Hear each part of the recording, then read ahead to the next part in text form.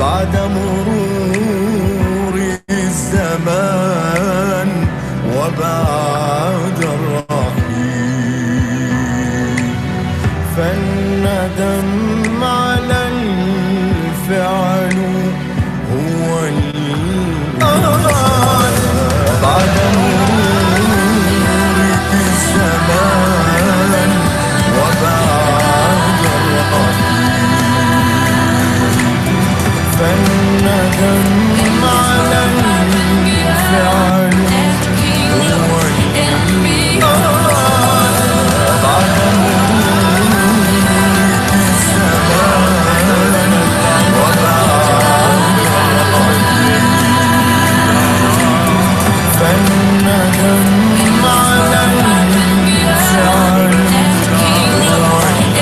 هو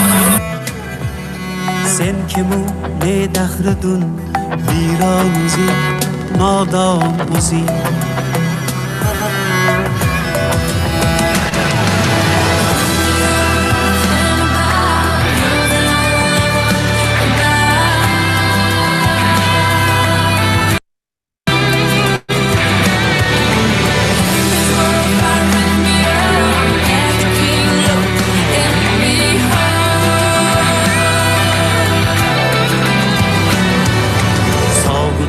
sayyorada inson o'zing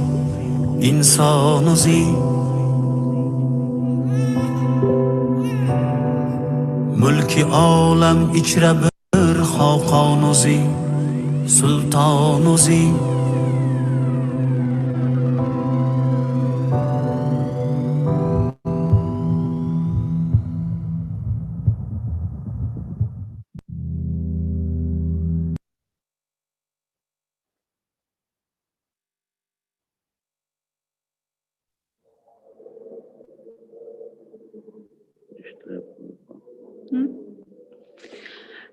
Now we shall begin with the welcoming messages of the head bodies without whom this event would not be possible.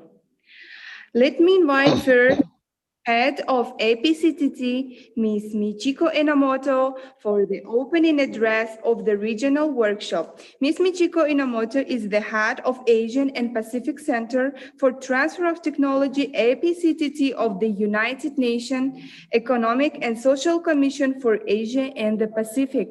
So, Ms. Michiko Inamoto, the floor is yours. Здравствуйте.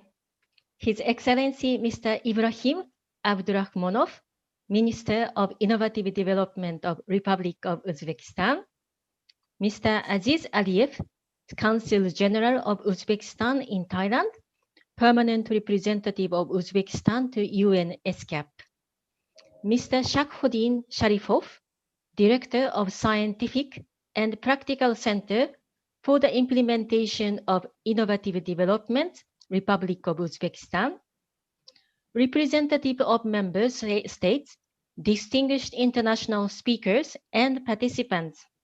A very good morning to you all. It is a great honor to organize the regional workshop In a country with a rich history and outstanding scientists such as Avicenna of Ali ibn. Avicenna was a leading scientist in the 11th century, born in Bukhara. He wrote 5 volumes of medical encyclopedia, Canon of Medicine, which was used as a standard medical textbook in the Islamic world and Europe up to the 18th century. Ladies and gentlemen, the year 2020 is a year to remember. We are all severely affected by negative impact of the COVID-19 pandemic, whether we are rich or poor. There is still no cure or vaccine for this highly infectious disease. COVID-19 already infected about 47 million people in the world, and over 1.2 million people already lost their lives. We expect this pandemic will still continue for some time. Throughout the history, human beings have been facing disease outbreaks. In the past, pandemic has ravaged humanity, changed the course of history, and even ended the entire civilizations. We are now living in the 21st century. What is different now is that we are using science and technology like the sword and shields to fight against the war against COVID-19. The WHO declared COVID-19 as a pandemic on 11th of March 2020. Ever since, scientists all over the world have been working day and night in pursuit of a cure or a vaccine against COVID-19. The role of science and technology and innovation has never been so important now than ever. Science, technology, innovation has been playing a major role in mitigation of COVID-19 pandemic, as well as providing solutions to support lives in general public and economy under COVID-19 related restrictions. During today's workshop, we are going to discuss 3 aspects related to science and technology and COVID-19. Firstly, we are going to discuss the role of science and technologies for the mitigation of COVID-19. The world has been investing and developing in vaccines in unprecedented scale and speed. Vaccines typically requires years of research and testing before reaching to the clinic. But scientists are racing to produce a safe and effective coronavirus vaccine by next year. At this moment, the world researchers and testing 49 vaccines in clinical trials on humans, and at least 88 preclinical vaccines are under active investigation in animals. Many countries are using technologies innovatively to improve the efficiency of the efforts in epidemic monitoring, virus tracking, prevention, and control. Countries are also developing technologies for fast and better diagnostics, sequencing, testing of drugs, low-cost ventilators, safer personal proactive equipment, among others. Developing technical solutions that are needed to tackle COVID-19 and pandemic challenges requires strong and cutting edge of research and development capability and the capacity to commercialize such technologies. Secondly, we are going to discuss in this workshop on how digital and emerging technologies are used to mitigate the impact of COVID-19 and support lives under COVID-19 related restrictions. We have seen new and emerging fourth industrial revolution technologies are actively used for product development against COVID-19. We have also been observing that information communication technology related innovation services are intensively utilized to support lives under the COVID-19 restrictions. These services include the use of e-commerce for delivery of goods, distance education, telemedicine, remote meetings, and so on. The important organizational changes, such as teleworking, have been implemented widely. Now people are even realizing that we can conduct a good part of our work from home, and many services could be delivered without physical interactions.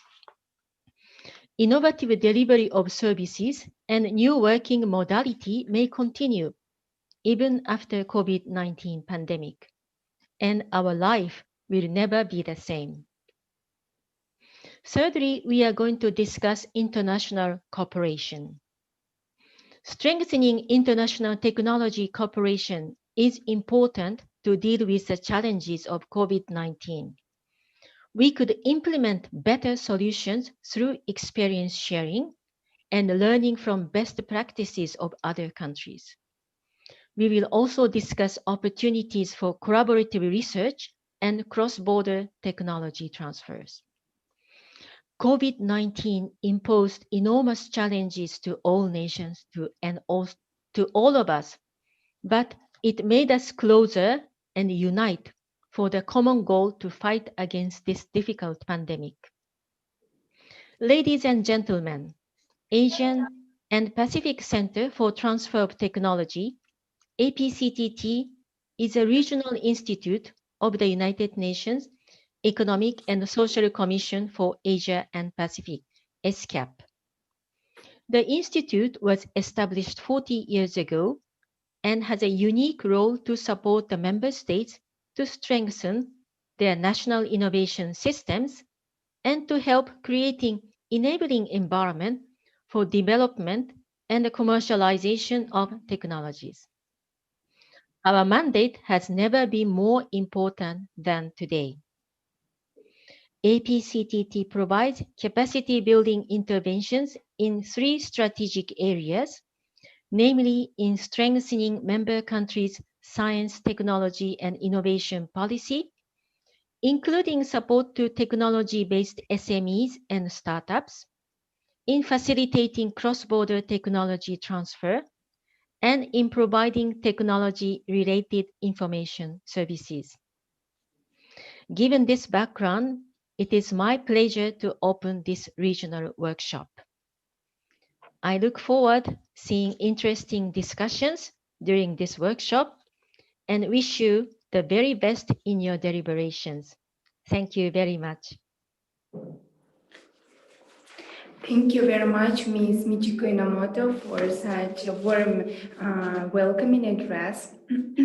At this moment, before we proceed with the welcoming addresses, there was a message from our participant regarding translation. Just a quick reminder, since many of you couldn't join to the test run, which was conducted several days ago, let me briefly cover some technical moments. We have simultaneous interpretation in this session, so from Russian into English and from English into Russian. You might have seen it already once you entered the system. At the bottom of the session, you may see there is a translation, so that we have several channels, Russian and English. You can switch the channel you are interested in and the language you mostly suitable for you, and enjoy this session. Thank you very much. Thank you very much, Ms. Michiko Inamoto, once again. So now the floor is given to Director of Scientific and Practical Center for the Implementation of Innovative Projects and focal point of APCTT in Uzbekistan, Mr. Shahobuddin Sharifov, to deliver his opening remark. Mr. Shahobuddin Sharifov, the floor is yours. Thank you very much. Ассаламу алейкум. Здравствуйте, уважаемые коллеги и секретариат АЦПТ, а также дорогие участники семинара. Разрешите поприветствовать вас на сегодняшнем виртуальном региональном семинаре. Исходя из сегодняшнего реалия, была выбрана тематика мероприятия «Новые парадигмы, инновации и технологии, направленные на решение проблем, связанных с пандемией COVID-19». В первую очередь хотелось бы поблагодарить госпожу Мичико Ямамото и всех представителей секретариата АЦБТ СКТО по организации семинара, который был на связи с нашей организационной командой, до последнего, показав свое высокое профессиональное мастерство в своем деле. Новая коронавирусная инфекция COVID-19, которая с декабря 2019 года заразила более чем 45 миллионов человек по всему миру, не только вызвала хаос в экономиках и паралич социальных активностей, она стала катализатором технологических изменений, которые могут остаться с нами надолго и после создания лекарств или вакцин. По оценкам Международной организации труда, глобальная потеря отработанного времени на первый квартал года 5,4%, а во втором и третьем квартале 14%, с пессимистическим прогнозом еще минус 11,9%. Все это пересчеты дают миллион потерь рабочих мест с начала пандемии, и часть этих рабочих мест, возможно, так и не удастся восстановить. Согласно некоторым источникам Китайской Народной Республики, наряду с распространением болезни известен своими технологическими достижениями в области искусственного интеллекта. Похоже, что его применение включало в себя поддержку мер по ограничению передвижения населения, прогнозирование эволюции вспышек заболеваний и проведение исследований для разработки вакцины или лечения. Что касается последнего аспекта искусственного интеллекта, используется для ускорения секвенирования геномов, более быстрой постановки диагноза. Вклад искусственного интеллекта, который также неоспорим с точки зрения организации лучшего доступа к научным публикациям или поддержки исследований, не устраняет необходимости в клинических испытаниях и не заменяет полностью человеческий опыт. Помимо чтения научных статей, технология искусственного интеллекта оказалась полезным и прогнозированию развития эпидемиологической ситуации. Канадская компания Blue Dot по выводам своего алгоритма, анализирующего в том числе данные в покупке авиабилетов, сообщила своим клиентам об опасности вспышки неизвестного заболевания в Китае почти на 10 дней раньше, чем Всемирная организация здравоохранения. Можно ожидать, что в будущем риски, возникающие в период цивилизации, странам и регионам можно будет подсказывать в автоматическом решении раньше, чем они станут понятным экспертам. Таким образом, в глобальной борьбе с пандемией COVID-19 очень важна роль науки. Уместно отметить, нашим государствам уделяется большое внимание современным научным исследованиям. В последние годы в стране в корне изменилось отношение к современной науке. Узбекистан, родина великих ученых, нацелен занять достойное место в ряду стран в развитии научной сферы. Подытоживая свой посыл повестки семинара, необходимо отметить, что определение четких приоритетов исследования нового коронавируса на глобальном уровне должно привести к повышению эффективности инвестиций в высококачественных исследований и синергии деятельности научных сотрудников во всем мире. В заключение хотелось бы пожелать интересной и продуктивной дискуссии всем участникам семинара, активного участия, конструктивных результатов. Спасибо большое. Thank you very much, Mr. Shahabuddin Sharifa, for such motivating address to our participants of today's regional workshop. So now at this point, please welcome Mr. Aziz Aliyev, Consul General of Uzbekistan in Thailand. He is a permanent representative of Uzbekistan to UN ESCAP to share his welcoming address. So Mr. Aziz Aliyev, you are welcome. Thank you very much. Good morning and good afternoon, everybody. First of all, let me appreciate Ms. Michiko Inamoto and Mr. Shahobuddin Sharifov and all of you, of course, and thank you for this invitation. It is my honor and privilege to virtually address today to the participants of the regional workshop currently organized jointly by the Asian Pacific Center for Transfer of Technology and the Ministry of Innovative Development of Uzbekistan. Currently, despite the global pandemic COVID-19, we do not stop interaction with our foreign partners, and we are ready to consider any alternative opportunities for contacts, exchange of experience and the best practices. The coronavirus pandemic has accelerated the movement towards digitalization, but has revealed not only new opportunities, but also problems, including technological ones, whose solution has been ripe for a long time. Therefore, the policy of governments at the present time should be aimed primarily at supporting research and innovation. Based on this, the exchange of national, regional, and global experience in the field of innovation and the use of the latest technologies to solve the problem of COVID-19 is relevant. In this context, we consider cooperation with the APCTT as a strategic link in strengthening the innovative potential of Uzbekistan. Multilateral study of the issue of technology transfer, creating a favorable competitive environment for the academic, scientific environment, as well as an exchange of experience with the international experts.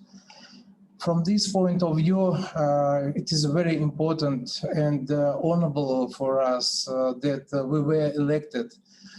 The representative of Uzbekistan were elected to the Governing Council of the APCTT at the 76th session of UNESCAP held in May this year.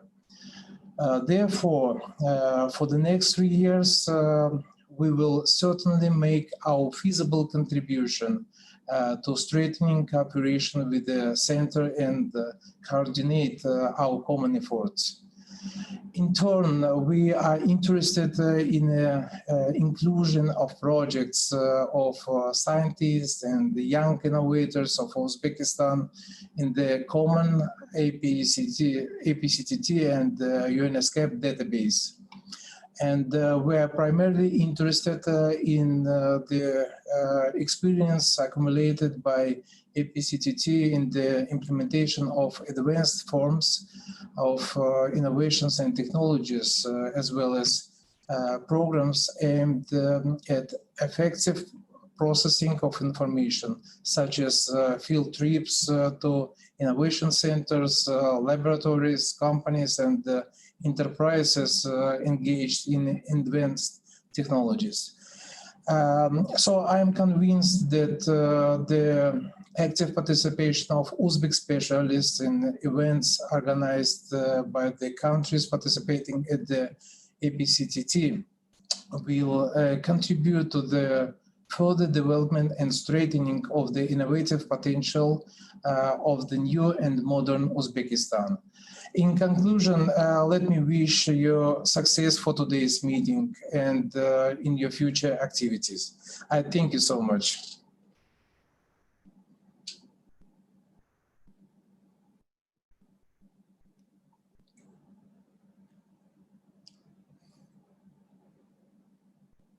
Okay. Thank you very much, Mr. Aziz Ali, for this welcoming address. And last but not least, please welcome keynote address of the body without whom this event would not be possible.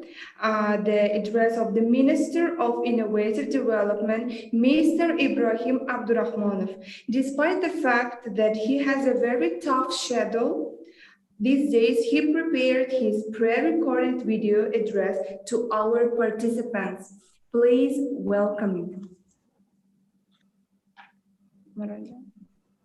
Dear participants of INAVIC, colleagues and friends, ladies and gentlemen, as you know, the traditional International Week of Innovative Ideas is held annually by the Minister of Innovative Development. I would like to draw your attention to the fact that this week, for the first time, all events will be held online on our electronic platform developed specifically for this event. The event will be attended by representatives of more than 43 countries, leading international organizations, and companies, experts in the field of science and innovation from Austria, Great Britain, the Netherlands, Italy, Israel, Russia, the US, and other countries. During the week, the first online international exhibition of innovative developments will be held, which will be attended by the representatives of more than 150 companies from around the world. The new format of the exhibition opens up wide range of opportunities to demonstrate achievements in the field of the most innovative technologies, products and projects, as well as to establish practical cooperation between representatives of the various sectors of domestic and foreign business. The INNOVIC US program is very interesting and eventful. It includes a number of international and local innovative exhibitions and forums. We are confident that this week Uzbekistan will become a center for discussion of the most pressing issues and demonstration of bright innovative ideas and developments. We invite all of you to be the unique and most comprehensive participant in online week of innovative ideas. We look forward to see you in 2020 International Week of Innovative Ideas. Thank you. Dear participants of INNOVIC,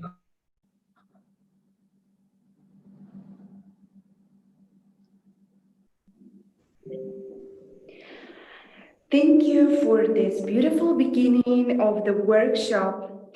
So before proceeding to the main part of the today's regional workshop, we kindly ask all the participants to switch your cameras and show your smile to make a group photo. Please switch your cameras.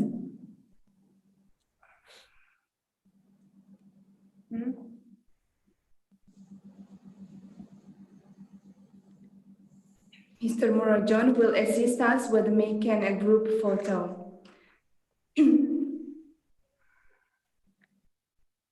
А можно их всех как-то собрать?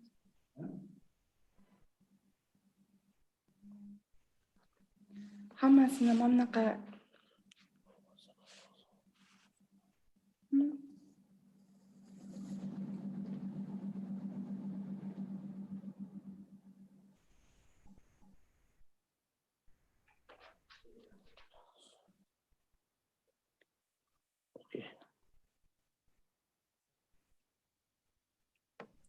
Thank you very much. We made a group photo. So it's already high time to start with session 1, which will moderate Ms. Michiko Inamoto, Head of Asia and Pacific Center for Transfer of Technology, APCTT, to UN SCAP. Ms. Michiko Inamoto, the floor is yours to moderate the session 1. Thank you very much. Hello, everyone again. Now we are going to go to the session 1, Innovation and Technologies to Respond to COVID-19. And we are going to discuss experiences and good practices. In this session, we have a number of distinguished speakers from Asia Pacific. Dr. Nanda Kumar Janardahan from India. He works for the in the very in Japan for IGES, and Mrs. Saida Kospova. She's a CEO, founder, Green Business Innovation, and many other important organizations. And Professor Shufan Yuan from China. And I will also make a presentation myself. And as a moderator is also a timekeeper of this session. So I am going to request the cooperation from all speakers to keep your presentation time 15 minutes. So after 30 minutes, I will raise your attention to highlight your attention to wrap up your discussion. And after the 15 minutes, I will ring the bell for you to stop. So I will request for your kind cooperation for that. This is to ensure also we can get some questions from the live audiences and participants to ensure for the smooth organization of the meeting. So I'm going to start my own presentation first to start the session.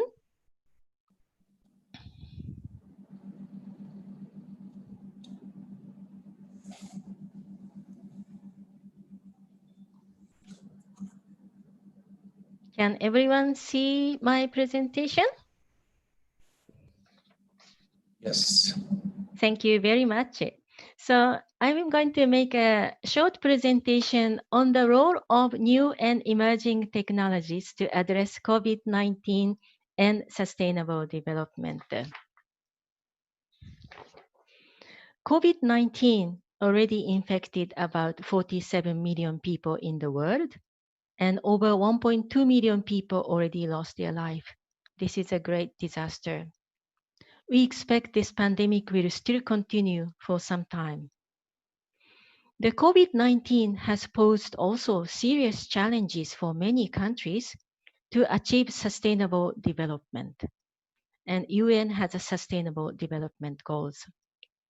Not only for the Sustainable Development Goal 3, which is for countries to ensure healthy lives and promote well-being for all at all ages, COVID-19 also affected other area of SDG achievement.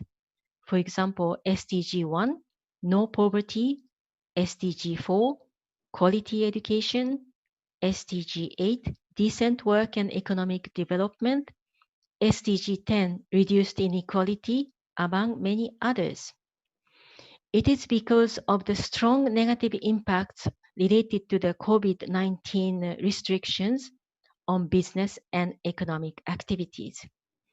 COVID-19 pandemic is not only a health challenge, but it is creating economic disasters for many countries.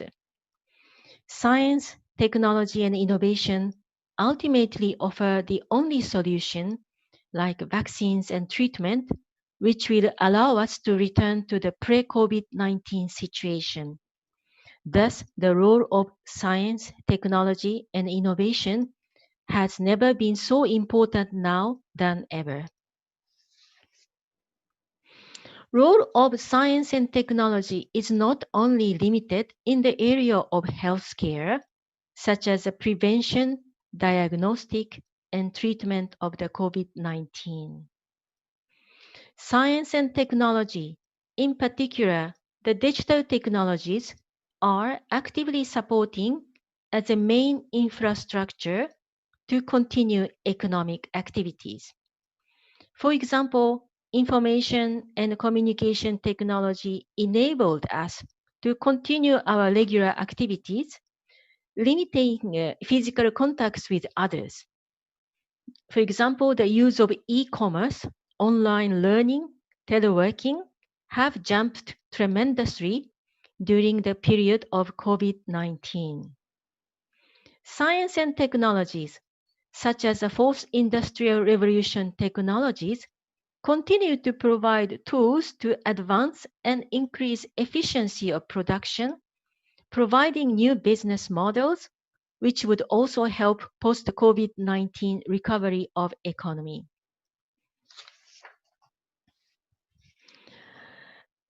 This is a few examples from Asia Pacific on the use of new and emerging technologies to combat COVID-19.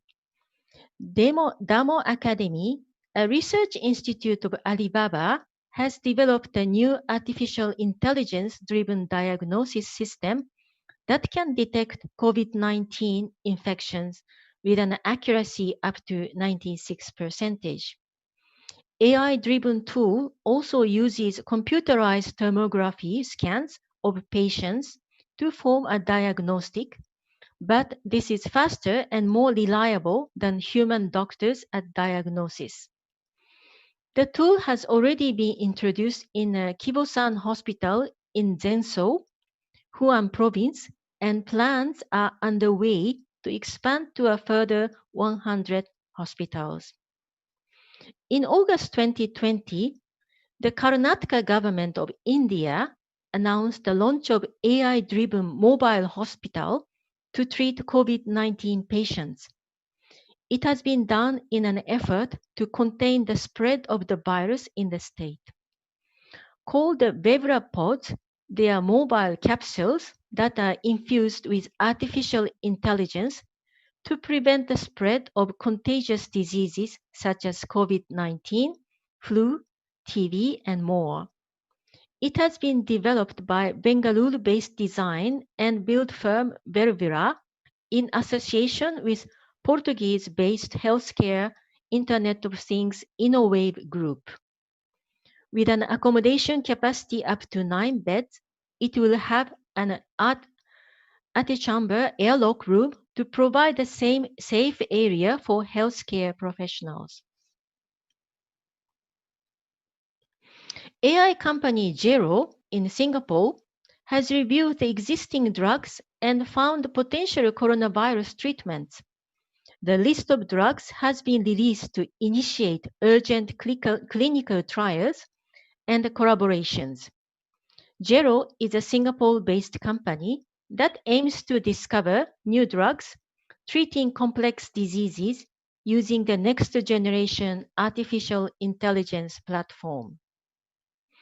A Japanese doctor has created a respirator adapted for use on Earth using space technology, which can be crafted by 3D printer.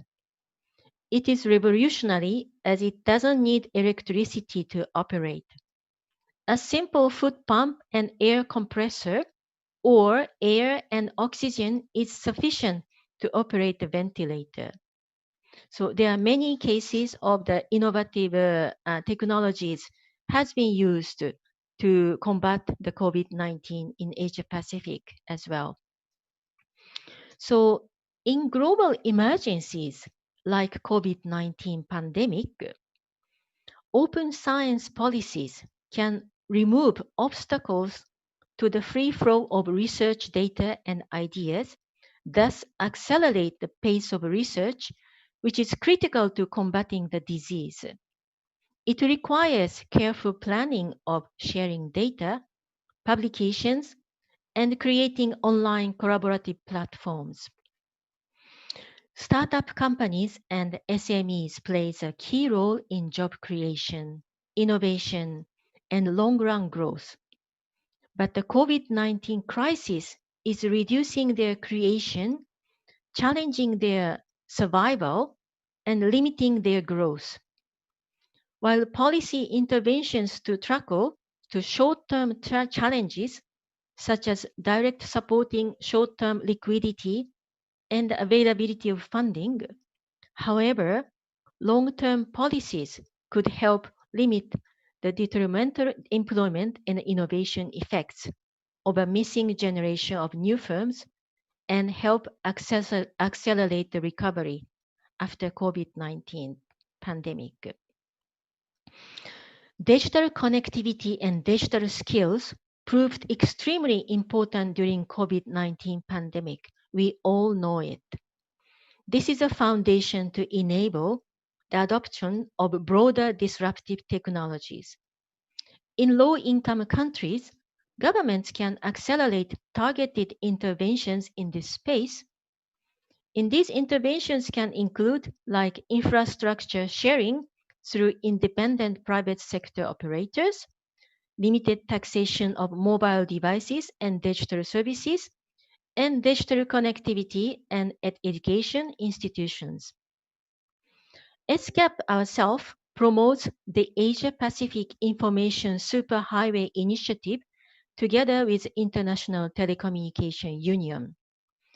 The Asia-Pacific Information Superhighway Initiative aims to create the availability and affordability of broadband internet across Asia and Pacific by strengthening underlying internet infrastructure in the region. No country can address pandemic crisis alone. For instance, countries should cooperate to develop, manufacture, and distribute a vaccine or treatment to all who need them. At the same time, countries can learn a great deal from one another in their policy responses. As a conclusion, we do need for a long-term strategy now. Economic crisis may cause long-term damage to innovation systems. The current economic crisis is expected to severely curtail companies' research and innovation expenditures. Government is spending to combat with the COVID-19, and they will end up having huge deficits. So in the future, many governments may reduce support for research and development and innovation in the future. These threaten to cause long-term damage to innovation system at the time when science and innovations are most needed, for example, to address climate emergency, meet sustainable development goals, and accelerate the digital transformation. Innovation support should therefore comprise an important part of emergency response packages and should not be reduced under future austerity scenarios. We should also promote regional cooperation like this workshop so that we could learn and help with each other. Thank you very much. This is the end of my presentation. So thank you for listening my presentation. Now I would like to invite Dr. Nanda Kumar Janardhan. Dr. Nanda Kumar Janardhan is a research manager at the Climate and Energy Division and the regional coordinator for South Asia operations at the Institute for Global Environmental Strategies in Japan, very well known and distinguished institute. He is specializing in energy and climate policy and has research interest in energy geopolitics, renewable energy, and nuclear power. He has also been associated with several policy think tanks, research organizations, and universities or international repute. So, Dr. Nanda Kumar Janardhan, you have the floor. Thank you, Ms. Michiko Enomoto. It's a great pleasure to be part of this platform to discuss about the new paradigms of innovation and technology, jointly organized by APCTT and the Ministry of Innovative Development of Uzbekistan. First of all, I would like to express my thanks and appreciation to the organizers and all those worked hard to make this platform operate, connecting multiple countries and speakers from different places. And my special thanks to Ms. Michiko Enomoto for extending the invitation to me. And thank you so much. And this is one of the most interesting topics that has been organized for this platform. And it is very timely that we are discussing about technology and technology collaboration and innovation to address COVID-19 impacts. Let me quickly share my presentation with you using the screen share. I hope you can see my screen. Yes. Okay.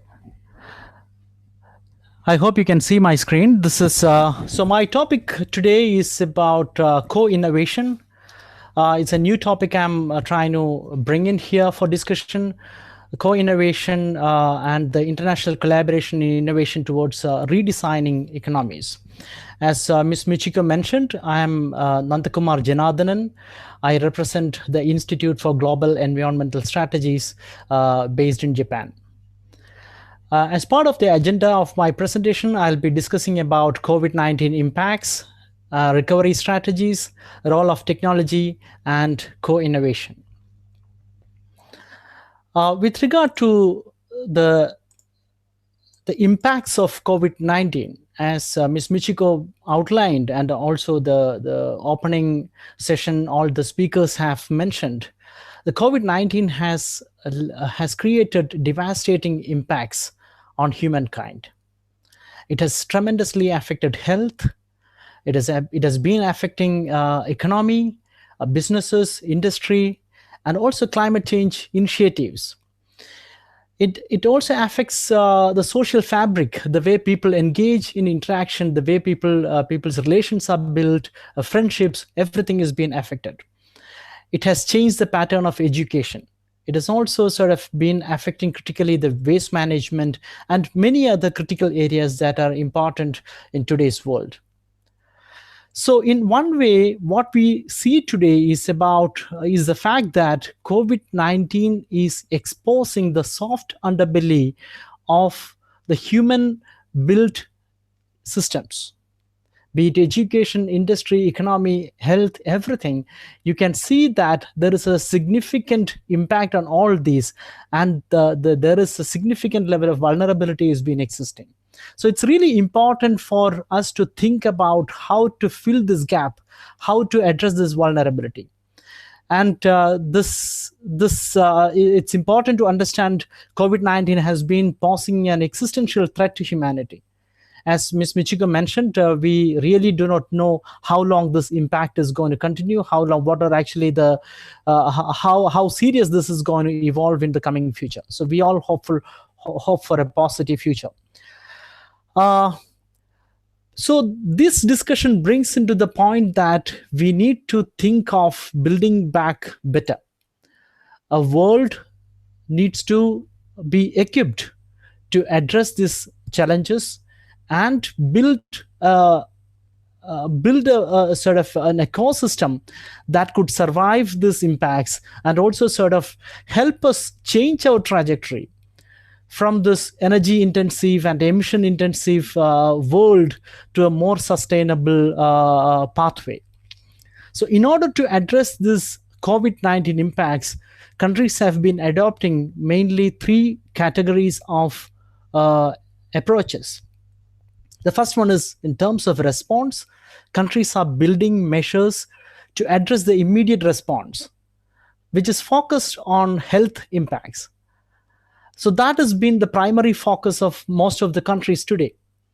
The second approach is to give importance to economic stimulus packages. We have seen that a number of various economic stimulus packages has been coming out from different countries, and which is outlining policies for long-term and short-term measures. The third one is redesigning not only the short-term policies but also long-term policies in order to ensure that we move and we grow in a sustainable pathway.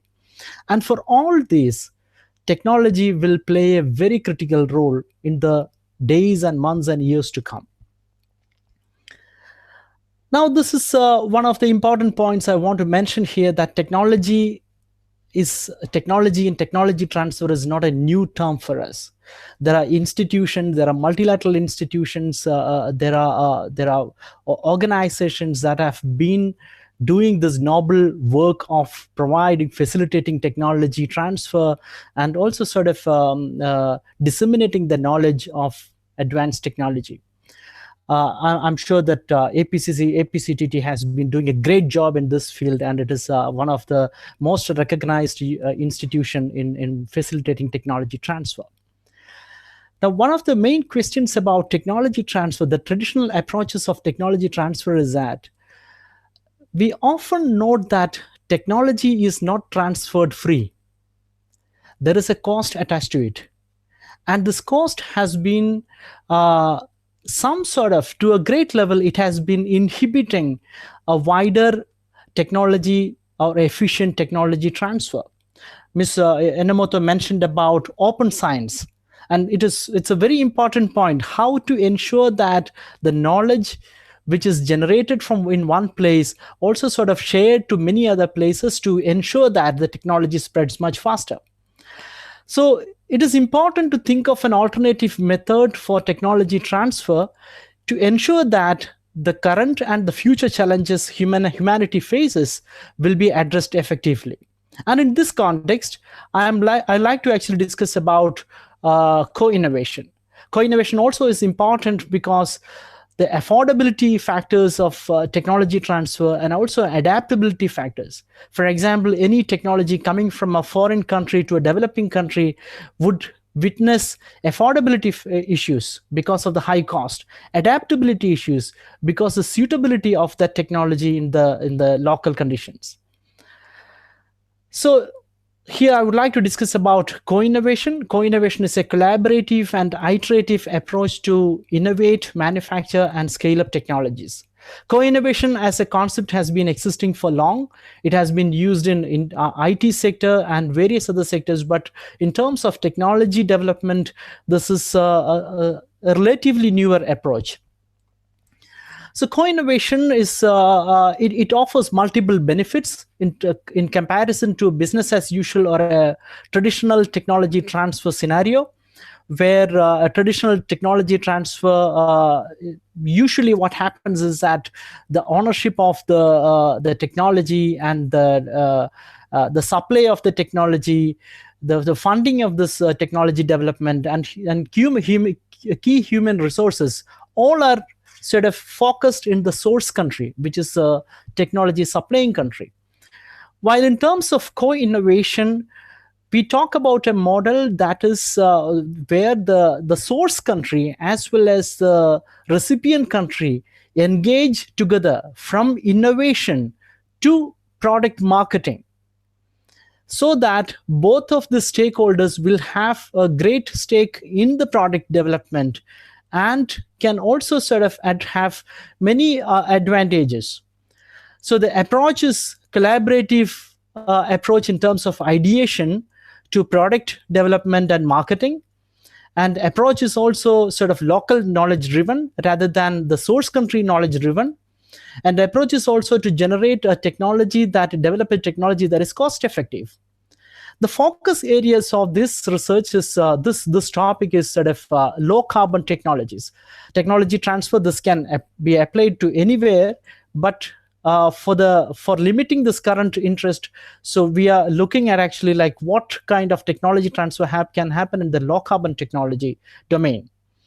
There are critical issues, critical areas like which demand urgent attention, like energy industry, emissions or air pollution, and also sort of balancing climate mitigation and recovery. This also offers multiple benefits in terms of involving multiple stakeholders, and it offers multiple advantages for source and recipient country.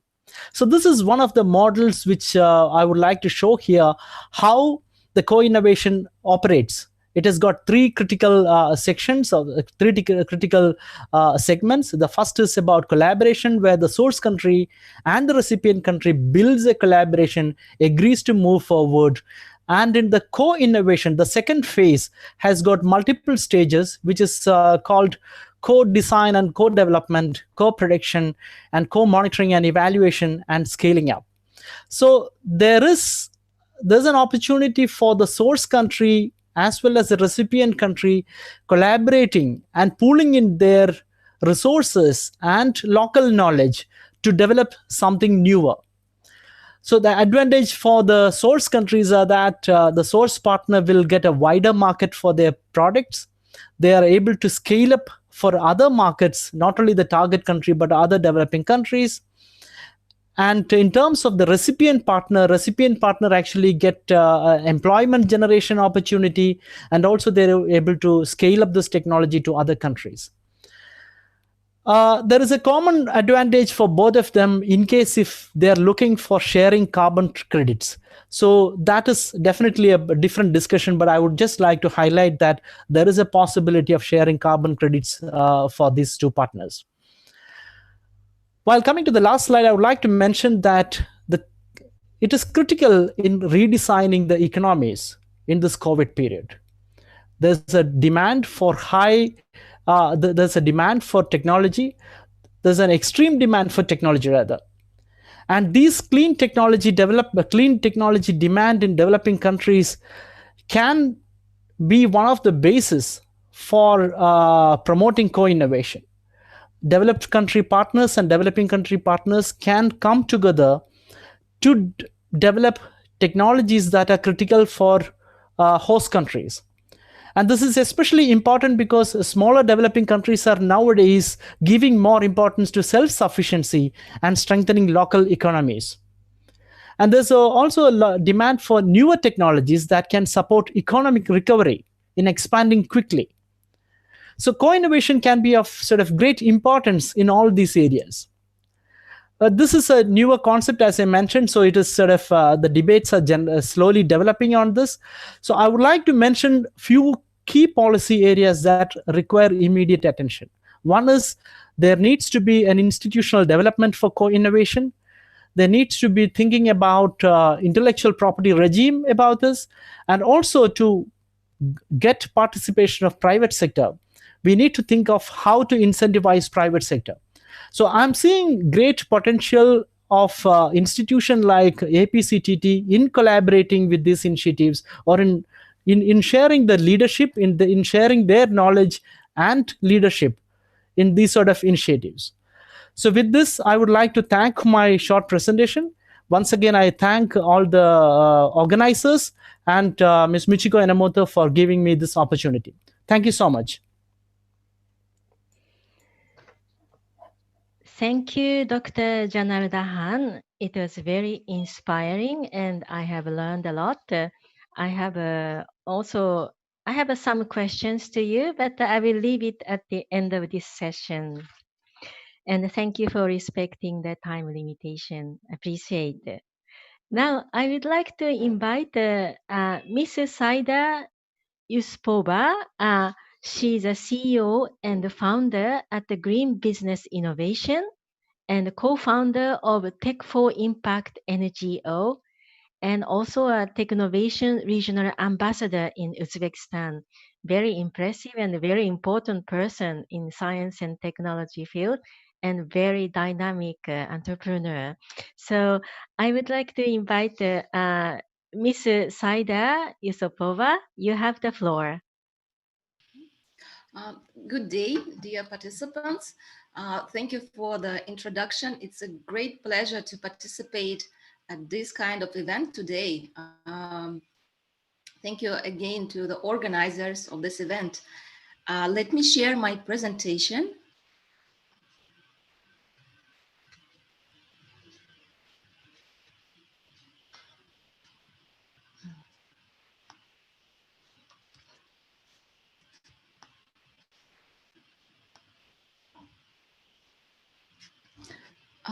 Okay, so I think my topic, the presentation that I have today, really describes the way that we're meeting today. So we could have not expect this kind of meetings a year ago.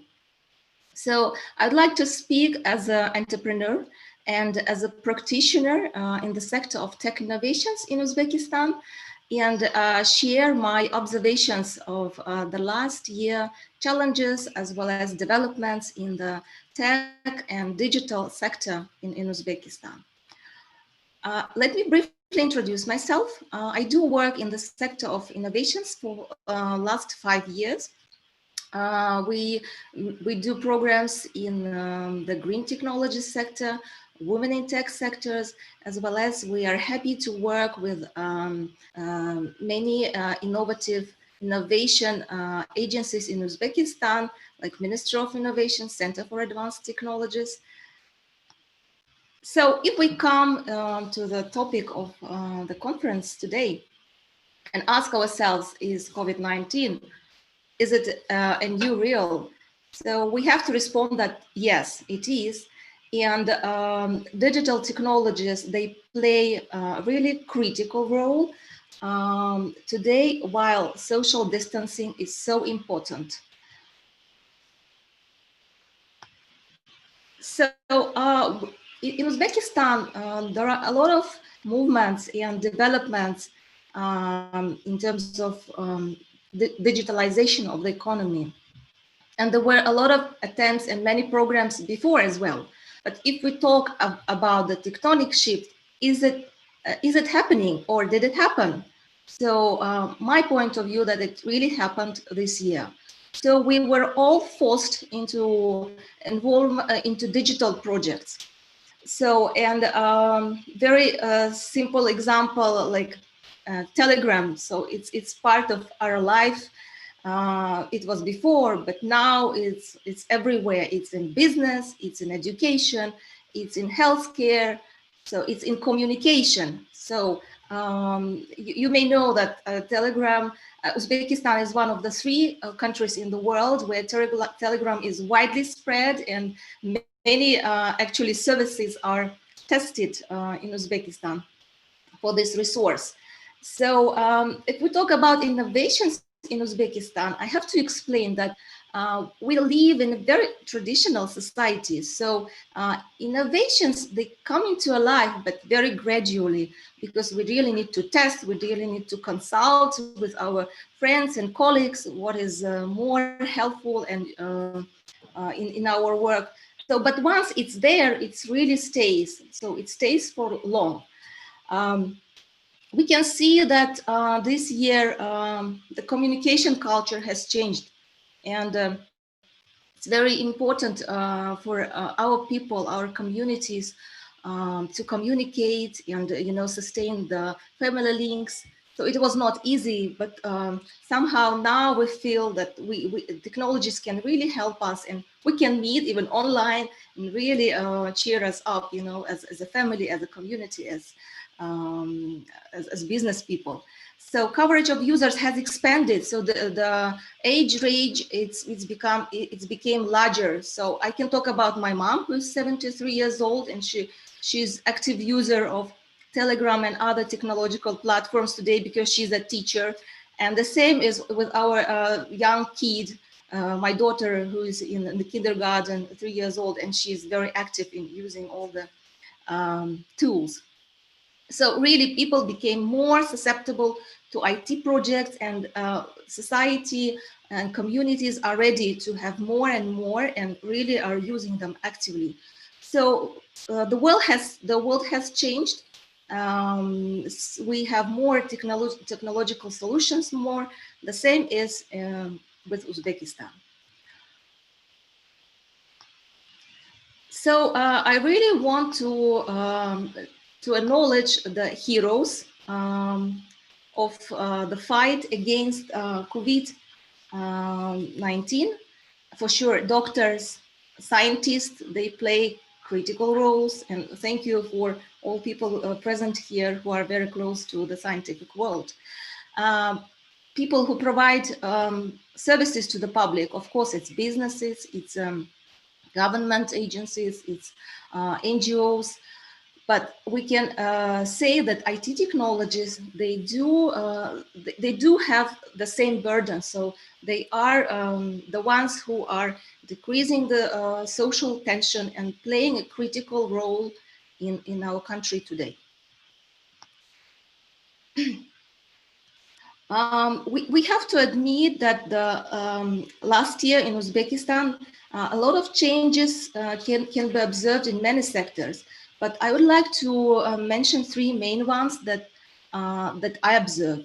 Health, as we all know, it's critical. So there are a lot of channels has been created this year of in social media to exchange the information, to help those people in need, to receive the consultation that is needed from the doctors.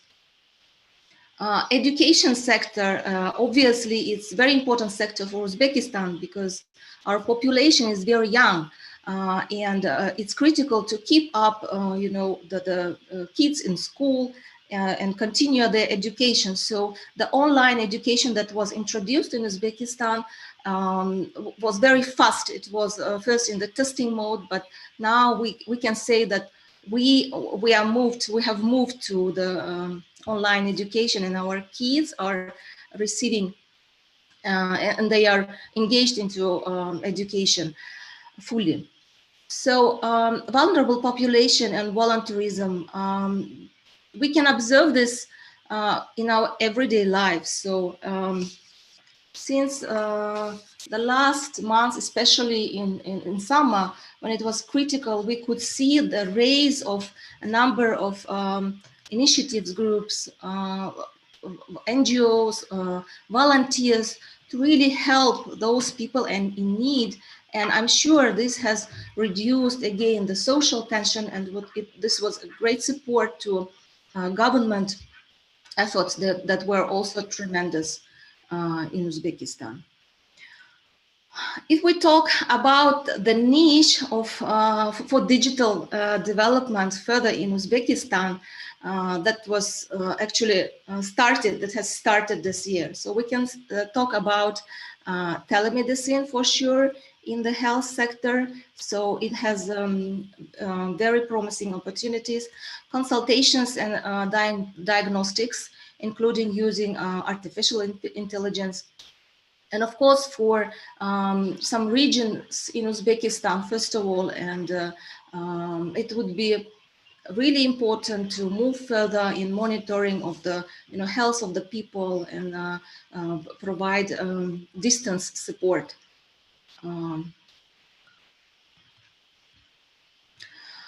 Entertainment, I would like to mention here that it's a very important sector in Uzbekistan. As I said earlier, we are people who live in communities, and we used to family gatherings, weddings, and this sector is where a lot of digital services still could be developed. And I know that many entrepreneurs are really looking into this sector to provide more services and help people to really become less stressed while they are at home and there is less communication.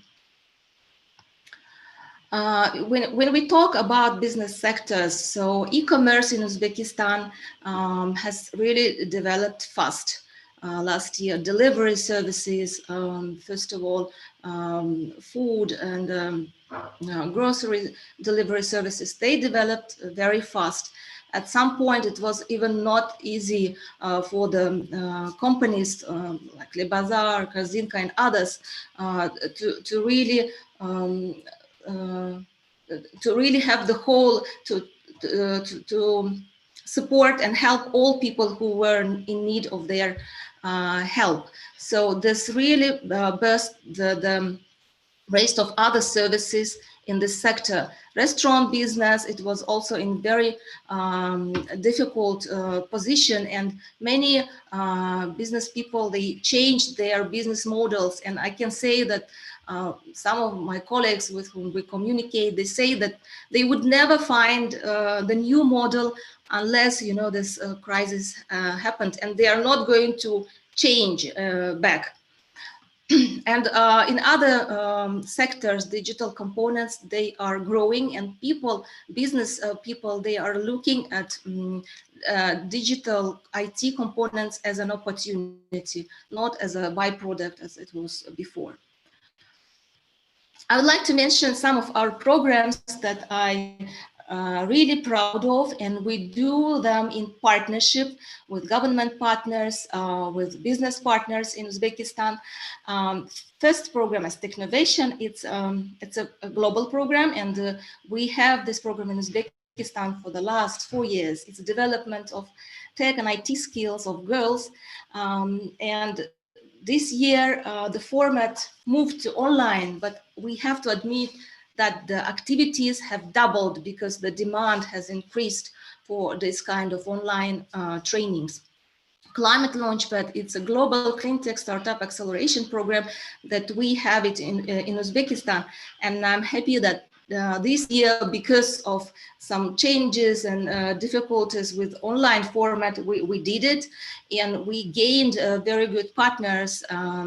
We partnered with the Ministry of Innovations as a support agency and a partner Center for Advanced Technologies in Uzbekistan. CAT Science Accelerator, this is really a strong program in Uzbekistan, and it's been run by the Center for Advanced Technologies and supported by the Ministry of Innovations. And we are happy to be part of such great initiatives in Uzbekistan. It was a challenge this year to move it to the online format, but we managed, and it also showed really good results. I would like to mention also the role of the platforms that that are really important today. So we have developed 2 platforms. It's mentoring platform for Central Asia.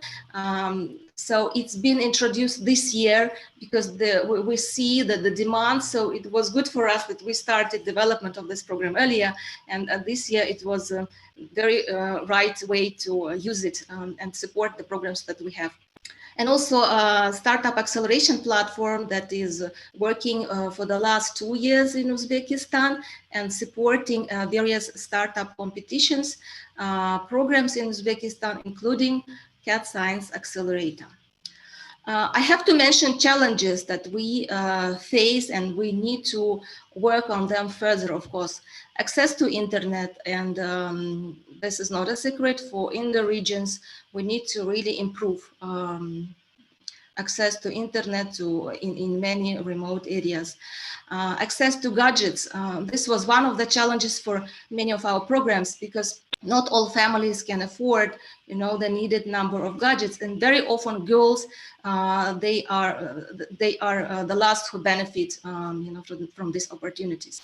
Affordability of mobile internet, it's also one of the issues, because in the regions it's very often the only option, and for